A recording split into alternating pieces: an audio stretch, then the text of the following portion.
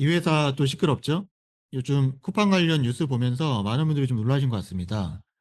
어, 만약 소비자라면 굉장히 좀 당혹스러운 얘기이기도 하고 또, 음, 화가 나는 얘기이기도 하거든요.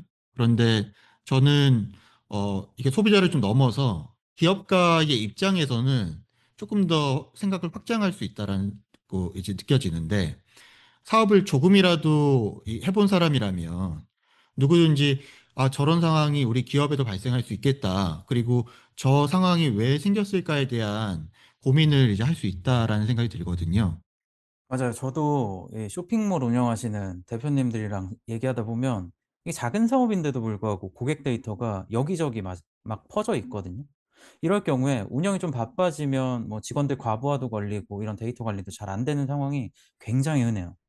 그래서 이번 상황 자체가 규모가 크니까 이 표면적으로 드러났을 뿐이지 사실상 성장을 하고 있는 대부분의 사업자들이 이 대표님들이 겪을 수 있는 기본적인 형태인 것 같아요. 맞아요. 쿠팡이 사실 이 지금 보안 문제나 혹은 뭐 개인정보에 대한 안전 문제가 한두 번은 아니거든요. 사실 굉장히 오랜 기간 이 문제들이 발생하고 있는데 많은 분들이 왜 이런 문제들이 지속적으로 그리고 동시에 계속 발생하느냐라고 생각하실 텐데 저는 그렇게 생각을 합니다. 뭐 많은 기사들이 이미 얘기하고 있기도 하지만 사실 쿠팡의 사업 구조를 보면 이거는 우연이라고 보기는 조금 힘들지 않을까. 어, 일반적으로 사업을 하다 보면 보안 문제든 운영 문제든 전혀 다른 영역처럼 보이지만 똑같은 뿌리에서 발생하는 현상들이 있거든요. 그 뿌리는 뭔가요? 사업이 커지는 속도랑 시스템이 커지는 속도가 같지 않다는 점이죠. 그러니까 매출이라든지 고용이라든지 회사의 성장은 빨리 커지는데 고객의 데이터 관리나 직원 안전 시스템이나 내부의 보고 체계 같은 거는 상대적으로 이제 늘 더 뒤에서 따라오게 되는 거죠. 그러니까 이 간격이 커지게 되면 뭐 어느 날은 보안 문제가 발생하게 되고 어느 날은 또 운영 관점에서 문제가 터지고 또 어느 날은 고객 CS가 터지게 되고 그러니까 이 모든 게 사실은 다른 현상들을 설명하고 있는 것 같지만 모두가 시스템의 같은 패턴이라는 거죠. 그럼 이게 그 온라인 쇼핑몰이나 뭐 셀러들한테도 이런 흐름들이 똑같이 적용이 되나요? 100% 적용이 되죠. 규모는 달라도 구조는 같거든요.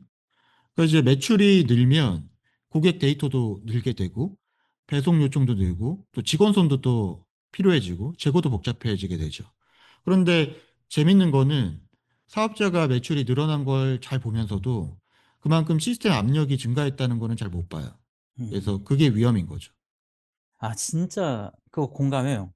그러니까 대표님들, 사장님들 보면 요즘 주문 많아 가지고 늘어나 가지고 "너무 기분 좋다." 이렇게 얘기하는데 옆에서 보면 이게 직원들 표정을 완전히 좀 힘들어하거든요. 근데 그게 이 바로 이제 네. 리스크의 시작인 거죠. 음.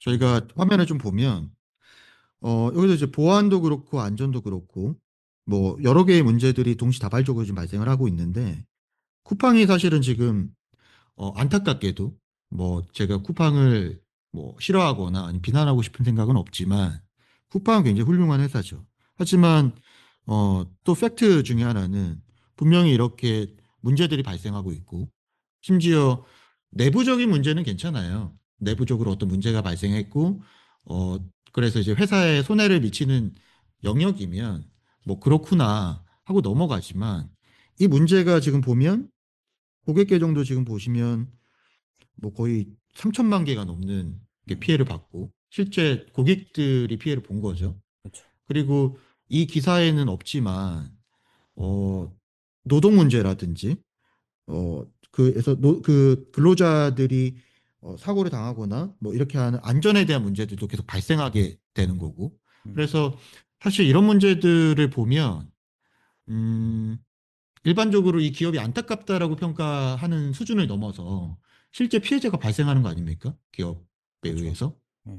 그래서 이거는 좀 심각하게 우리가 바라보아야 된다라는 거죠. 특히 이런 문제들의 핵심은 단순히 어떤 뭐 그 회사의 어떤 사업성, 기술의 문제가 아니라 이거는 기업의 윤리 그리고 관리의 문제까지 가는 게 아닌가 이렇게도 생각할 수 있는 거죠.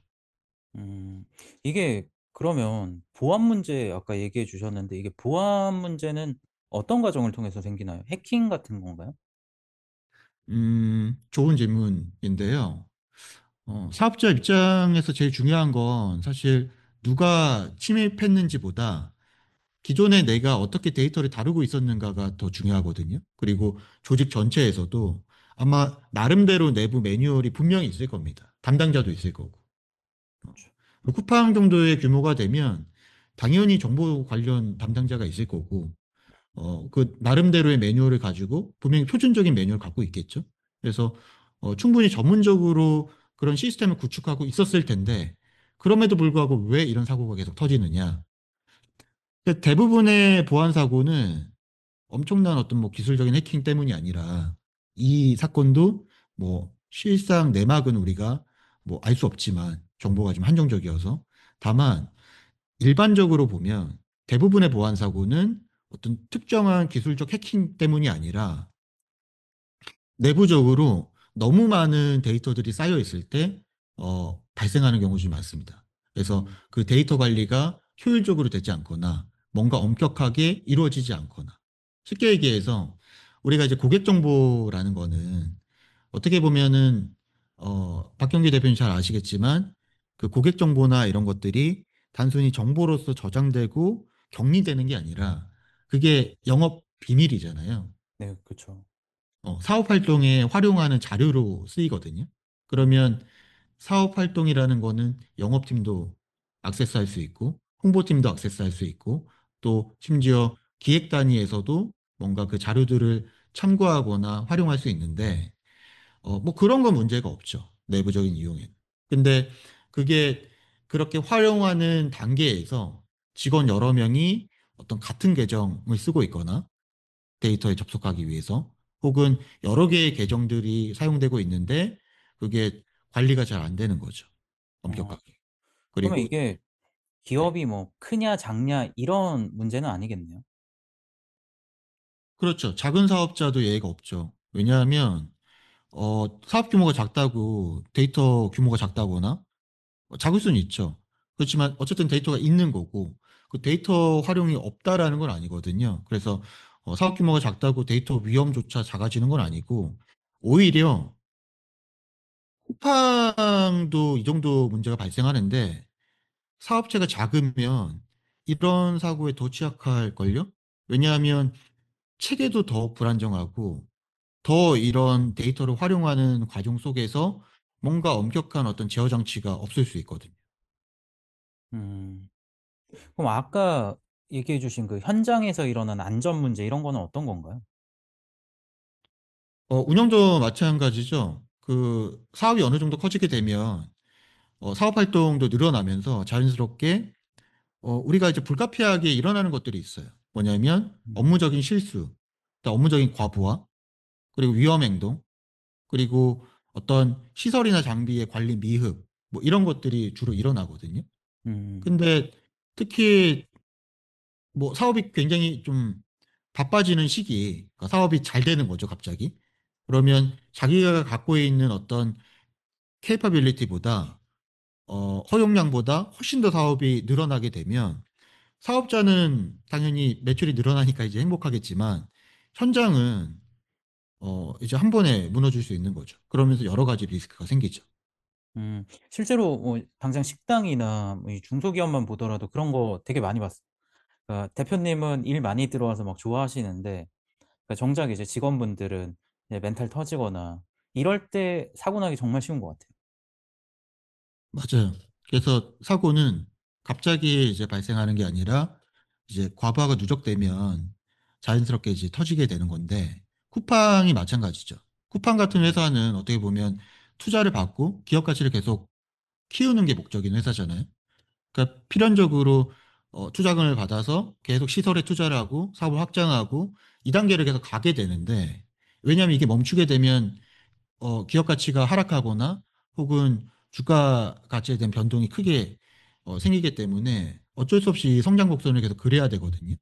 그런데 제가 말씀드린 이 어떻게 보면 리스크 매니지먼트의 그 측면에서 어, 성장이 되면 필연적으로 위험도 증가한다라는 거죠.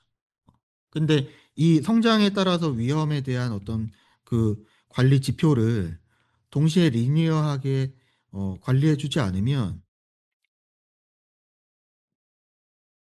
어, 이게 성장이고 이게 이제 위험이 되겠죠. 위에 있는 게. 그러면 아무래도 위험이 발생한다라는 게 이게 우연이냐? 우연이 아니라 필연적이라고 봐야죠. 네.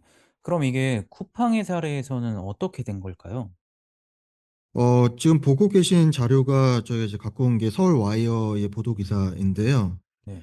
이게 어쨌든 팩트를 보면 지금 개인정보가 유출이 됐고 이 숫자도 굉장히 적지 않은 걸로 보이거든요. 그쵸. 그래서 어, 이 문자 받으셨나요? 네. 저 받았어요. 저는 지금 못 받았는데 어쨌든 간에 피해자가 굉장히 많고 이 문제들이 이제 발생하고 있다라는 게 현상으로 보여요. 근데 이게 왜 이런 문제들이 발생했는지를 지금 기사에 의해서 좀 보면 어쨌든 지금 개인정보위 같은 경우는 지금 언급한 게 조사 진행 중이고 개인정보보호법상 안전의무 위반 사항이 좀 보인다. 이렇게 지금 얘기를 하고 있거든요. 그래서 아마도 이런 규정에 대한 준수에서 문제가 좀 생겼을 수 있고 다만 제가 생각했을 때는 이게 현장에서는 네. 어쨌든 이런 레귤레이션 같은 것들을 잘 갖추고 있었을 텐데 규모가 규모이니까. 그런데 뭐 이런 부분에 대한 위반 사항이 있다라는 건 아마 이 규정은 충분히 갖췄을 텐데 이것들을 이행하는 데 있어서 사실 실수가 발생했을 수 있는 거죠. 현장 담당자들 사이에서. 네. 그게 아니라 만약 정말 개인정보보호법상 이런 안전조치 의무사항들이 없다. 법률적으로 잘 갖춰지지 않았다고 한다면 이거 좀 심각한 문제죠. 왜냐하면 쿠팡이 작은 규모의 회사가 아니기 때문에. 그리고 이제 두 번째로는 이번 유출 상황이 이건 제보입니다. 확실하진 않고. 그래서 네네. 요 서울 와이어에서 보도한 내용에 따르면 이제 요 내부인 소행인 것 같다라는 이제 추측이거든요. 이말 그대로 추측이니까 사실은 아닌데 요 쿠팡에 근무했었던 어떤 어 해당 그 직원이 이제 얘기를 한 것 같은데 이 쿠팡 내부에 따르면 쿠팡의 IT 인력 절반이 중국인이다. 그리고 매니저는 이제 중국 국적자다. 뭐 해서 중국인 카르텔 운영해서 뭐 이렇게 되고 있다라는 것 같은데 이거는 이제 카더라죠. 뭐 아니면 이제 좀 아직은 확인되지 않은 썰인데 뭐 그럴 수도 있죠. 그러니까 90%는 좀 과하지만 일정 인력이 중국인일 가능성이 있죠. 이거는 근데 쿠팡뿐만의 얘기는 아니고 사실 어 다른 글로벌 기업들 마찬가지거든요. 그래서 아마 우리나라 대기업들도 그럴 텐데 중국인들도 뭐 워낙 재능이 있고 또 한국에서 유학을 한 친구들도 많고 하니까 이런 사람들이 이 기업에서 근무했을 수는 있죠. 근데 의심은 되지만 이런 분들이 전부 다 뭐 스파이처럼 이 개인정보를 의도적으로 유출했다라고 보기는 조금 어렵긴 한데 그럼에도 불구하고 우리가 리스크 매니지먼트, 그러니까 위험 관리의 관점에서 보면 외국인 직원들 여기서 특정 국가를 좀 언급하긴 그렇고 뭔가 내국인이든 외국인이든 간에 이런 보안 관리에 대한 검증이 제대로 되지 않은 인력이 보안 업무를 맡고 있다고 한다면 그런 것도 좀 문제가 되겠죠. 그래서 음. 우리가 뭐 기업 평가할 때나 사업 계획서 할 때도 사실은 역량만 보지 그 사람의 윤리관이나 그 사람이 어떤 갖고 있는 리스크에 대한 것들을 판단하지는 잘 않잖아요. 그쵸. 그런데 실제 지금 쿠팡의 사례를 보면 어, 개연성은 있다. 만약에 실제 외국인들이 핵심적인 역할을 하고 있고 그 외국인들에 의해서 정보 유출이 어, 조직적으로 혹은 뭐 개인적으로 이루어진다면 그것 또한 굉장히 내부 운영 시스템에 큰 어떤 위험일 수 있겠다라는 생각이 듭니다. 아 이게 그러면 기업들이 성공할 때 이 보안이나 운영 뭐 이런 부분들이 자연스럽게 커질 줄 알았는데 잘 구성이 될 줄 알았는데 마냥 그렇지만은 않은가 보네요. 그렇죠. 자연스럽게 그게 해결이 되진 않죠. 그러니까 기업이 커질수록 성장할수록 음음. 위험도 커지니까 뭐 자연스럽게 그 위험을 관리할 수 있는 역량이 커지는 게 아니라 그 부분에 대한 투자나 노력도 더 해야 된다라는 거죠. 그래서 음. 만약 그렇게 하지 않으면 쿠팡도 마찬가지입니다. 쿠팡은 투자를 받고 계속 성장하는 전략을 취하고 있거든요. 그리고 그렇죠. 심지어 이 회사는 저는 그렇게 생각해요. 이 회사의 잘못한 점이 뭐냐면 상장을 서두른 거거든요. 물론 뭐 VC라든지 투자한 그 펀드의 어떤 요구들을 보면 빨리 자금을 회수해야 되기 때문에 상장을 빨리 시켜서 그 자금들을 회수할 수 있는 통로를 열어주는 게 되게 중요했던 거는 저도 이해를 해요. 하지만 이렇게 내부적으로 고객들을 생각했을 때 고객들한테 안정적인 서비스를 제공하고 고객들을 충분히 보호하고 지원해 줄 수 없는 상황에서 상장만 해버리면 기업 규모는 더 커지는 거죠. 자금 흐름이 더 좋아지고 그 자금 흐름이 좋아진다는 건 좋은 건데 그 자금 흐름이 좋아지면서 그거를 가지고 안정화시키는 데 쓰는 게 아니라 성장하는 데 쓰는 거잖아요. 기업의 확장에 쓰고. 음음. 그러면 제가 아까 말씀드린 것처럼 성장하면은 위험도도 비례해서 같이 커져 버리거든요.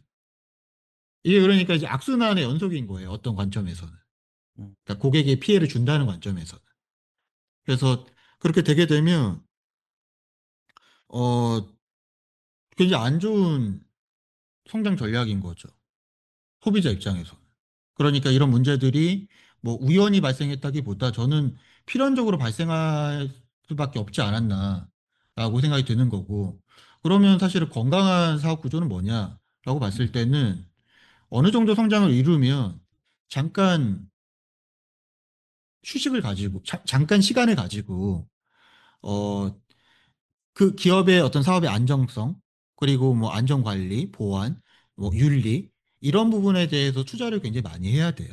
그래야만이 고객에 대한 충성도도 높아지고 또 사업 안정성도 높아지고 그게 어떻게 보면 단순히 '와 이 회사가 뭐 공장을 더 샀네.' 아니면 '인프라를 늘렸네. 이 분야에 투자를 확대했네.' 이런 화제성의 어떤 그 주가 흐름을 끌고 가는 것보다는 굉장히 탄탄한 어떤 조직의 어떤 그 시스템을 갖춘다라는 거죠. 그러니까 실제 진짜 기업 가치가 향상되는 거죠. 네. 쿠팡은 하여튼 이런 문제들이 계속 생길 수 있는데 우리가 이제 쿠팡의 사례는 잘 지켜봐야 될 것 같습니다.